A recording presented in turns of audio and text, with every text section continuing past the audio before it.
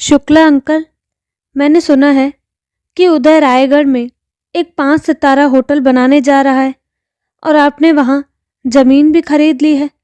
इसके बारे में उदय ने मुझसे कोई चर्चा नहीं की, जबकि हम दोनों का सभी काम पार्टनरशिप में होता है।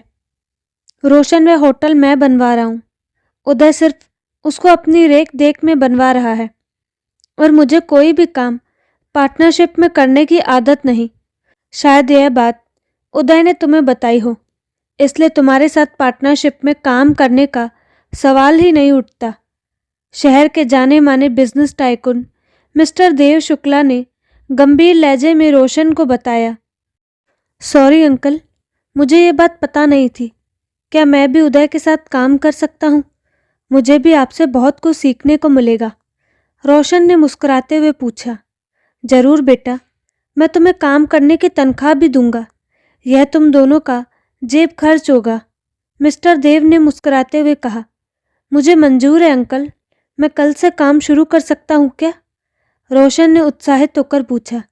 कल से क्यों, आज से ही। तुम आज ही रायगढ़ के लिए निकल जाओ। मैंने वहाँ जो हवेली होटल बनवाने के लिए खरीदा है, उसके एक हिस्से को मैं अपना रेजिडेंट बनवाना चाहता हूँ। तुम बहुत अच्छे आर्किटेक्ट हो, तो मैं चाहता हूँ कि तुम अपनी रेख देख में उस हिस्से को बनवाओ, लेकिन उस हवेली को वहाँ के लोग भूत ही हवेली कहते हैं। उदय और मैं इन बातों पर विश्वास नहीं करते, इसलिए हमने उस हवेली को खरीदा। अगर तुम्हें भूत प्रेत से डर लगता है तो वहाँ जाने की ज़रूरत नहीं। अगर कुछ उल्टा सीधा हो गया तो तुम्हारे मम्मी पापा हमें दोषी ठहराएंगे। देव शुक्ला ने मुस्कुराते हुए कहा। देव शुक्ला की बात सुनकर रोशन का चेहरा पहले डर से सफ़ेद पड़ गया, लेकिन फिर खुशी से चमक उठा। उसने मुस्कुराते हुए कहा, अंकल, मैं भूत प्रेत में विश्वास करता हूँ, पर मैं भी ऐसी जगह काम करना चाहूँगा जहाँ एक अलग ही चुनौती का सामना करना पड़े।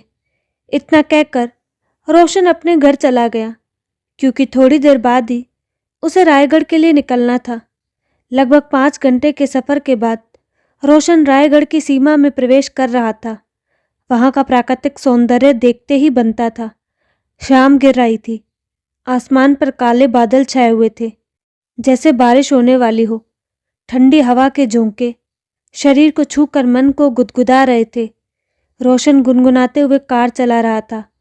सड़क के दोनों किनारों पर देवदार और चिनार के वृक्ष लगे थे। बीच बीच में जंगली फूलों की क्यारियां भी दिखाई दे रही थी।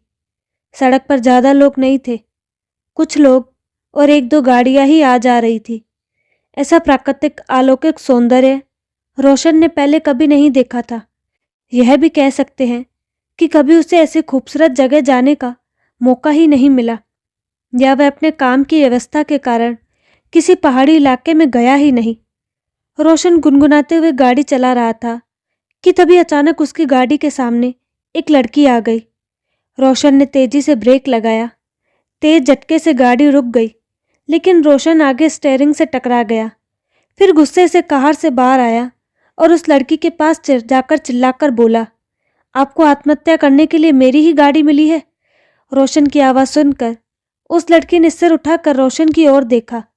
उसे देखकर रोशन की चीख निकल गई। उस लड़की का चेहरा आग से जला हुआ था। उसकी लाल लाल आंखें बाहर निकली हुई थी। होठ लटककर ठोड़ी को छू रहा था। उसके बड़े बड़े दांत होठ से बाहर निकले हुए थे। उसके खुले बाल हवा में लहरा रहे थे। उसका चेहरा इतना भयावह था कि रोशन की चीख निकल गई और उसका चेहरा डर के मारे पीला पड़ गया। रोशन अपने स्थान पर जड़वत सा खड़ा रहा। आप मुझे देखकर चीखे क्यों शहरी बाबू? क्या आपको मेरे चेहरे में चुड़ैल का चेहरा दिखाई दिया? एक तो आपने मुझे अपनी गाड़ी से टक्कर मार दी और ऊपर से खुद ही चिल्ला रहे हैं। एक मधुर आवाज़ सुनकर रोशन को होश आया। तब उसने देखा कि एक बहुत ही खूबसूरत लड़की उसके सामने कमर पर हाथ रखकर खड़ी हुई है। उसके चेहरे पर गुस्सा दिखाई दे रहा था। वह इतनी सुंदर थी कि स्वर्ग की अप्सरा भी उसके सामने आकर शर्मा जाए। रोशन उस सुंदर लड़की को देखकर भौचक्का रह गया। उसने अपनी आंखों को मला, फिर उस लड़की को देखा तो भी वही सुंदर लड़की उसके सामने खड़ी हुई थी। रोशन सोचने लगा, तो क्या जो कुछ देर पहले मैंने देखा वह मेरा भ्रम था या मैंने कोई सपना देखा था? नहीं नहीं, मैंने जो देखा वह झूठ नहीं था। मैंने एक जली हुई चुड़ैल को देखा। क्या सोच रहे हो शहरी बाबू?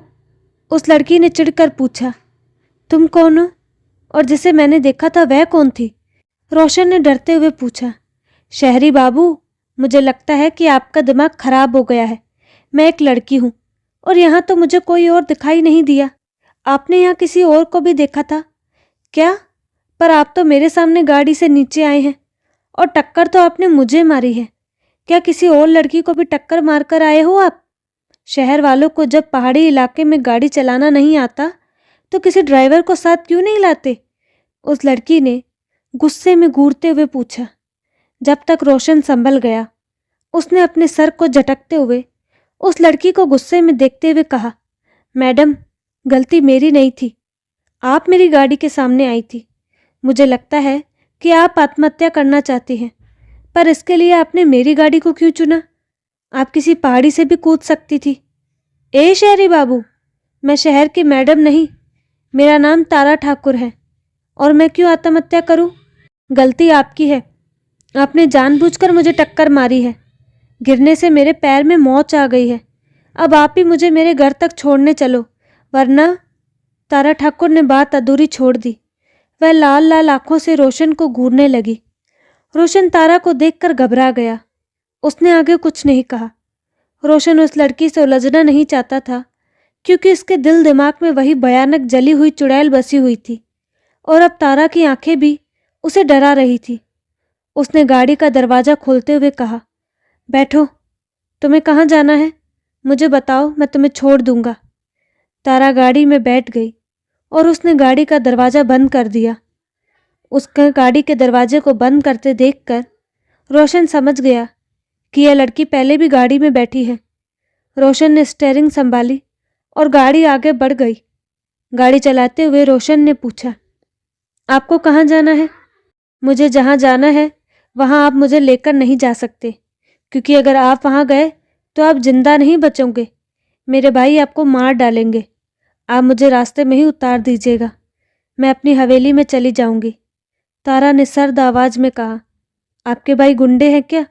रोशन ने व्यंग्यात्मक मुस्कुराहट के साथ पूछा। नहीं, लेकिन जब उन्हें पता चलेगा कि आपके कारण मुझे चोट लगी है तो वे आपको नहीं बख्शेंगे। मेरे भाई मुझसे बहुत प्यार करते हैं। जब उन्हें यह बात पता चलेगी कि आपने मुझे अपनी गाड़ी से टक्कर मारी है, इस कारण मेरे पाँव में मोच आई है, तो वह अपना क्रोध आप पर निकालेंगे और आप भी जवाब देंगे। फिर दोनों में बहसबाजी होगी और अगर उन्हें यह पता चला कि आप किसी अमीर खानदान से ताल्लुक़ रखते हैं और शहर से यहाँ घूमने आए हैं, तो वह बिना मारे आपको छोड़ेंगे नहीं। तारा ने हाथ नचाकर अकड़ते हुए जवाब दिया। तुम्हारे भाइयों को शहर के अमीरों से इतनी नफरत क्यों है? रोशन ने व्यंग्यात्मक लहजे में पूछा। शहर के अमीर लोग धोखेबाज होते हैं, तारा ने चिढ़कर कहा। क्या किसी अमीर आदमी ने आपको धोखा दिया है?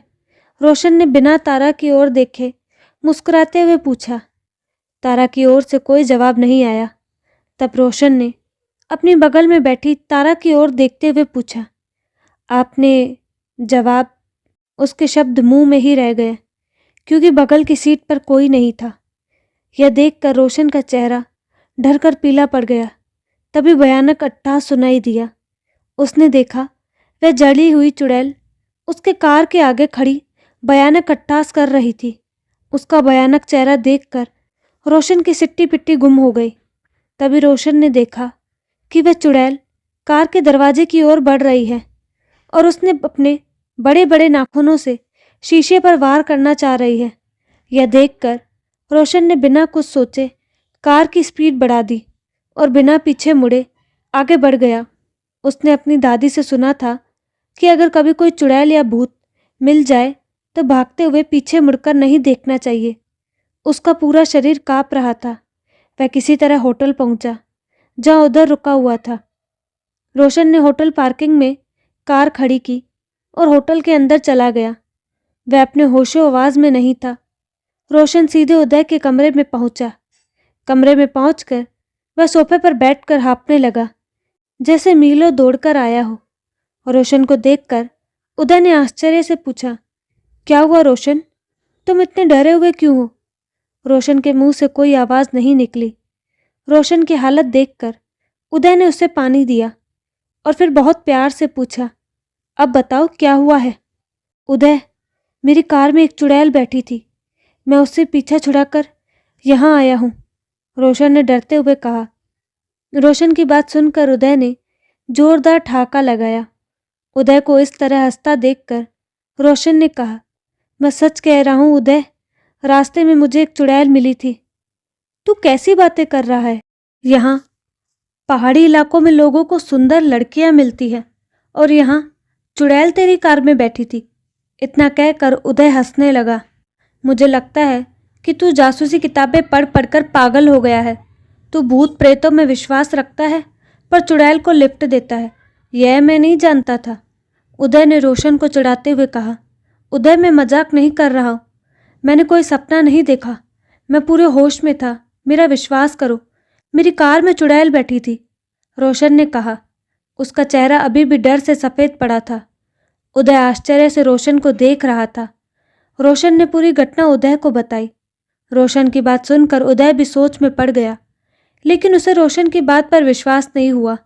उसने कहा, तुम्हें कोई भ्रम हुआ होगा, तुमने टीवी पर कोई डरावना सीरियल देखा होगा और वही सब तुम्हें जागती आंखों से देख लिया।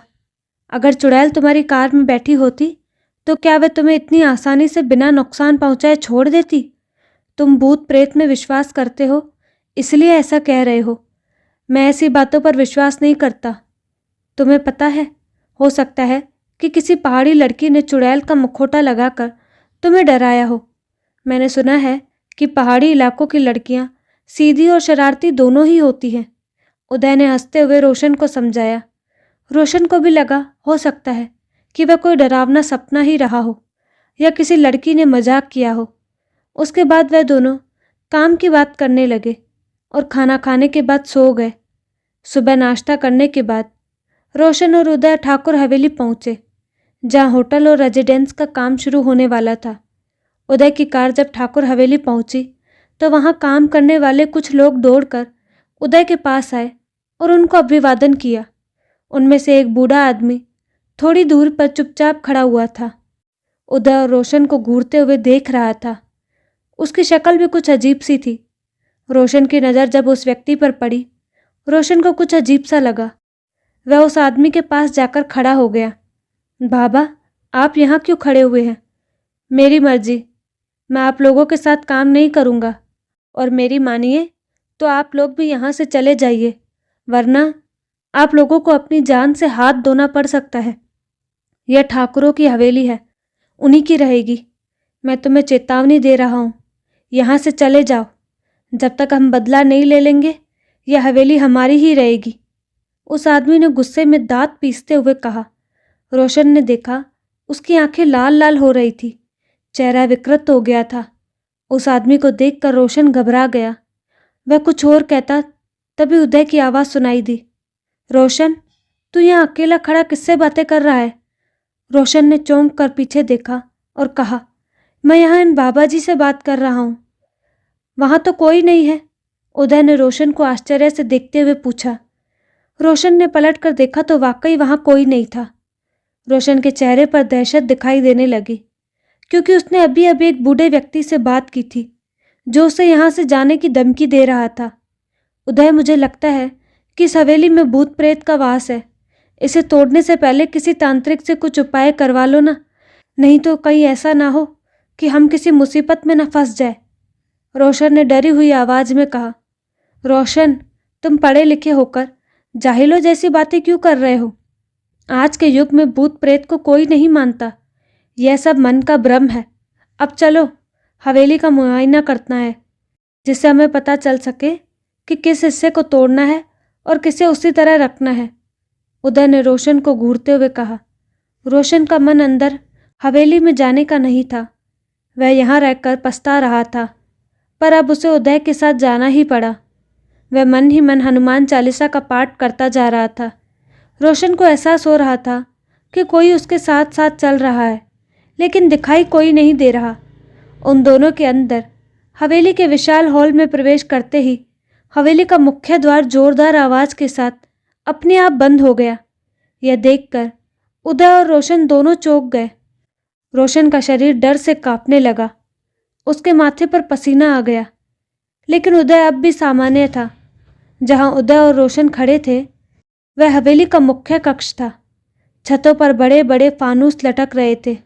दीवारों पर बेशकीमती तस्वीरें टंगी हुई थी। जानवरों के सिर भी दीवारों पर लटके हुए थे। उदय और रोशन के अलावा वहां और कोई नहीं था। तभी उदय ने देखा कि दीवार की तलवार अपने आप हवा में उड़ने लगी। छत पर लगे फानूस तेजी से घूमने लगे और वहां औरत आदमियों की दर्दनाक चीखें सुनाई देने लगी। वह चीखें इतनी भयानक थी कि उदय और रोशन के रोंगटे खड़े हो गए। तभी 7 जले हुए भयानक चेहरे हवा में उड़ने लगे। वह चीख भी रहे थे और जोरदार अट्टहास भी करते जा रहे थे। तभी उन भयानक चेहरों में से एक ने कहा, यह दोनों शहरी रईस है, हमारी हवेली खरीदने आए हैं। इन्हें मारकर हम अपने दिल में लगी प्रतिशोध की आग को ठंडा करेंगे। इन्हें मारकर क्या होगा, यह असली अपराधी तो है नहीं। एक औरत की आवाज़ सुनाई दी। तो क्या हुआ, यह भी तो शहरी बाबू है। एक दूसरी औरत की अट्टहास करती आवाज़ सुनाई दी। फिर उसने उदय और रोशन को हवा में उछाल दिया। वह दोनों उड़ते हुए छत पर चिपक गए। तभी उन्हें लगा कि किसी ने उनका गला पकड़ रखा है। गले पर दबाव इतना ज़्यादा था कि दोनों की जबान बाहर आने लगी। उदय और रोशन को लगा कि अब उनके प्राण जाने ही वाले हैं। दोनों के मुंह से गूंग गूंग की आवाज़ें निकलने लगी। उन्हें लगा अब उनके प्राण गए, लेकिन तभी उनके गले पर से दबाव हटने लगा और वह दोनों सीधे फर्श पर आ गिरे। उनके मुंह से चीख निकल गई। इतनी ऊंचाई से गिरने के बाद भी उनके हाथ पैर सलामत थे। वह दोनों को सोच पाते उनके चारों ओर वह 7 जले चेहरे आकर खड़े हो गए और भयानक अट्टहास करने लगे। उन 7 का चेहरा इतना डरावना था कि दोनों की रूह कांप गई। तभी रोशन ने डरते हुए उदय से कहा, मैंने तुमसे कहा था कि यहाँ हवेली में भूतों का डेरा है। मुझे रास्ते में एक चुड़ैल मिली थी, पर तुमने मेरी बात नहीं मानी। अब हमें अपनी जान से हाथ धोना पड़ेगा। वह चुड़ैल मैं थी। तुमने ठीक सोचा कि अब तुम दोनों इस हवेली से बाहर नहीं जा सकते। हम तुम्हें भी जिंदा जलाकर मार देंगे, जैसे हम लोगों ने खुद को जिंदा जलाया था। इतना कहकर उस चुड़ैल ने अट्टहास किया और फिर फूट फूट कर रो पड़ी। उसके काले लंबे बाल उसके चेहरे पर फैल गए। उसका चेहरा और भी भयानक लगने लगा। तुम लोगों ने खुद को जलाया था और हमने तुम्हारा क्या बिगाड़ा है जो तुम लोग हमें जलाना चाहते हो? उदय ने डरते हुए पूछा। वह दोनों वहां से भागने की फिराक में थे, पर वह एक कदम भी नहीं बढ़ा सके, जैसे उनके पैरों में किसी ने पत्थर बांध दिए हो। यह देखकर दोनों के चेहरों पर दहशत फैल गई। तुम जैसे शहरी लोगों के कारण हमने अपनी इज्जत बचाने के लिए खुद को ही इस हवेली में जिंदा जला दिया। यह राज हम 7 के अलावा कोई दूसरा नहीं जानता। सबको यही लगता है कि शॉर्ट सर्किट से आग लगी और हमारा पूरा परिवार जलकर राख हो गया। उसमें एक व्यक्ति ने गंभीर लहजे में बताया। यह घटना कब की है? रोशन ने डरते हुए पूछा। आज से 40 साल पहले की, एक लड़की की आवाज़ आई। तब तो हम दोनों पैदा भी नहीं हुए थे, तो हम गुनहगार कैसे? उदय ने थोड़ी हिम्मत करके पूछा। तभी एक जोरदार थप्पड़ उदय के गाल पर पड़ा और उस आदमी ने गुर्राहट के साथ कहा, खामोश लड़के, तुम शहरी लोग यहाँ आते हो और हमारी भोली भाली लड़कियों को अपने प्रेम के जाल में फंसाकर फिर धोखा देकर भाग जाते हो। थप्पड़ लगने से उदय के मुंह से खून निकलने लगा। फिर भी उसने हिम्मत करके कहा, हमने ये हवेली ठाकुर जगमोहन से खरीदा है और हम यहाँ होटल बनाना चाहते हैं। हम यहाँ घूमने और किसी लड़की को प्यार में धोखा देने नहीं आए हैं अंकल जी। तुम लोग यहाँ से चले जाओ। यह हमारी हवेली है। जगमोहन का इस पर कोई अधिकार नहीं। हम जब तक उस प्रदीप से बदला नहीं ले लेते यह हवेली छोड़कर नहीं जाएंगे। उनमें से उनके मुखिया ने कठोर शब्दों में कहा और जोरदार अट्टहास किया। उसके अट्टहास करने से छत के फानूस तेजी से घूमने लगे, तलवारें एक दूसरे से टकराने लगी, दीवारों पर लगे जानवर जिंदा होकर गुर्राट के साथ भयानक आवाज निकालने लगे। उन सातों के भयानक अट्टास, उनके चेहरे से निकलता खून उनको और भी डरावना बना रहा था। उदय और रोशन का चेहरा डर से सफ़ेद पड़ रहा था। वह दोनों विवश थे। अब तो कोई चमत्कार ही उन्हें बचा सकता था। तभी उनमें से एक ने कहा, अब तुम दोनों यहाँ से जिंदा नहीं जा सकते, हम तुम्हें मारकर अपना बदला पूरा करेंगे। तभी कुछ सोचते हुए रोशन ने पूछा, प्रदीप ने क्या किया था जिसकी सज़ा 40 साल बाद हम दो निर्दोषों को मिल रही है? प्रदीप लखनऊ का रहने वाला था। वह यहाँ पहाड़ी इलाकों में रहने वाले लोगों के जीवन पर रिसर्च करने आया था। वह मेरे बेटे राघव का दोस्त था, इसलिए हमारी हवेली में ही ठहरा हुआ था और मेरी बोली बाली बेटी तारा को उसने अपने प्रेम जाल में फंसा लिया और प्रेम का झांसा देकर वह तारा के शरीर से खेलता रहा। जब प्रदीप को पता चला कि तारा माँ बनने वाली है तो यह कहकर चला गया कि वह जल्द ही अपने माता पिता के साथ बारात लेकर आएगा। पर देखते ही देखते 6 महीने बीत गए पर प्रदीप नहीं आया। तब अपने खानदान की इज्जत बचाने के लिए इसी हवेली में हमने अपनी अग्नि समाधि बना ली। 40 वर्षों से हमारी आत्मा इस हवेली में प्रदीप का इंतजार कर रही है। हमें विश्वास था कि वह एक न एक दिन जरूर आएगा, पर वह आज तक नहीं आया। हमने सुना है कि तुम दोनों भी लखनऊ के हो। अब हम तुम्हारे शरीर में प्रवेश करके तुम्हारे साथ लखनऊ चलेंगे और वहाँ प्रदीप को ढूंढकर उससे अपनी बहन का बदला लेंगे।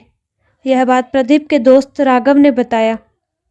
राघव की बात सुनकर रोशन की आंखें आश्चर्य से चौड़ी हो गई।